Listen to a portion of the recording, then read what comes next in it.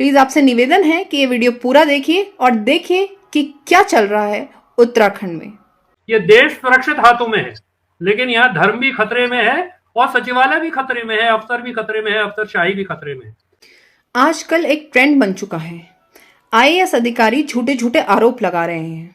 एक मामला गुजरात से सामने आया था और किसी आम इंसान का नहीं, गुजरात के एमएलए वाडगाम के जिग्नेश मेवानी जी का। आ मानसनी क्रेडिबिलिटीना बहुत गंभीर प्रश्नों છે। ये पहली बार मिस्टर मेवानी आया ऐसे नहीं, उसके आरोपी तरीके आईपीएस राजकुमार पांड्यन 7 वर्ष जेल में रहा है। मेरे चैम्बर के बाहर आके आप मुझे क्यों रिसीव करने आया नहीं, आप प्रोटोकॉल क्यों फॉलो नहीं किया, इस तरह का एवं एमने पर आरोप હતો 7 वर्ष जेल में रहीने आया છે। उन्होंने मोबाइल यहाँ टेबल ऊपर 2 मोबाइल रखा और उल्टा रखे वो रिकॉर्डिंग वॉइस रिकॉर्डिंग चालू किया था। क्रेडिबिलिटी तो मैंने बोला ये बिहेवियर अनएक्सपेक्टेड है, आप या मोबाइल फोन रिकॉर्डिंग बंद करिए, क्रेडिबिलिटी या मोबाइल फोन बाहर रख दीजिए, क्रेडिबिलिटी नहीं तो मैं आपका क्रेडिबिलिटीना बहुत गंभीर प्रश्नों છે। नहीं तो मैं आपका क्रेडिबिलिटीना बहुत गंभीर प्रश्नों છે। सुन नहीं पाऊंगा। Credibility I will not give you time. बिल्कुल नहीं, केम के એટલા માટે કે એન્કાઉન્ટર કરેલા છે। आप मेरे ऊपर अधिकारी के पास आप जाकर रजूआत कर सकते हैं। માથાભારે માણસ છે, હત્યાનો એમની પર એક જમાનામાં આરોપ હતો, બધે નિર્દોષ છૂટી ગયા અને એટલા માટે પૂરેપૂરી જવાબદારી સાથે કહું છું કે મારું, મારા પરિવારજનોનું કે મારી ટીમના કોઈ પણ માણસનું એન્કાઉન્ટર થાય કે ખૂન થાય તેની સંપૂર્ણ જવાબદારી આઈપીએસ રાજકુમાર પાંડ્યનની જ રહેશે। और अब मामला सामने आया है उत्तराखंड से बेरोजगार संघ के अध्यक्ष बॉबी पवार जी का, जो अभी इलेक्शन में भी खड़े हुए थे। उन पर आईएएस अधिकारी ने आरोप लगाया है कि उन पे जानलेवा हमला किया। कुक्ड एफआईआर है, यानी कि पकाई गई एफआईआर है, कोई घटनाओं का वर्णन नहीं है जो शिकायत की गई है। उसको पढ़ करके भी ऐसा लगता है।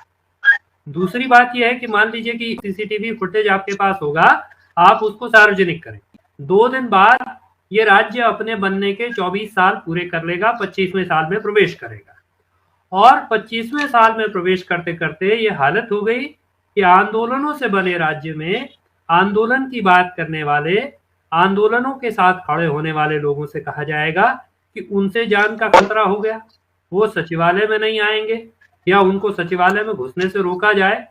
मैं इस बात को कहना चाहता हूं, बहुत और बात नहीं, लेकिन इस बात को मैं बहुत साफ तौर पर जिन भी सज्जन ने ये वक्तव्य जारी किया है उनकी जानकारी के लिए ये बताना है कि ये जो सचिवालय है, ये सचिवालय इसलिए अस्तित्व में आया कि राज्य में, इस राज्य के भीतर लोगों ने आंदोलन किया, लोग सड़क पर लड़े, जेल गए, शहादतें दी, तब राज्य बना, तब सचिवालय अस्तित्व में आया। और जब सचिवालय अस्तित्व में आया तो बहुत सारे लोग जो उत्तर प्रदेश में सचिवालय सेवा में नहीं थे या उत्तर प्रदेश में सरकारी नौकरी में रहते हुए भी सचिवालय सेवा में नहीं पहुंचते, वो सचिवालय सेवा में आ पाए।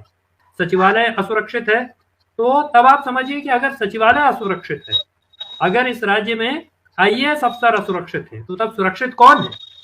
तो एक तरफ इस राज्य में एक सांप्रदायिक राजनीति है जो कह रही है कि धर्म खतरे में है, और दूसरी तरफ इस राज्य को चलाने वाली प्रशासनिक मशीनरी है जो कह रही है कि सचिवालय खतरे में है। तो भाई इस राज्य में सुरक्षित कौन है?